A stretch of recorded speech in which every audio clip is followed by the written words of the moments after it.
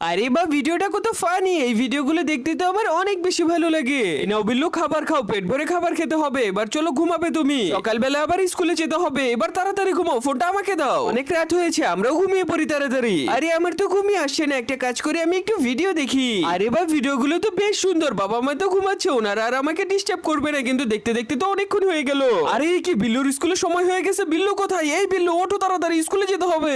সাবধানে যেও স্কুলে। আচ্ছা ঠিক আছে। আরে কি আমার তো ঘুম পাচ্ছে।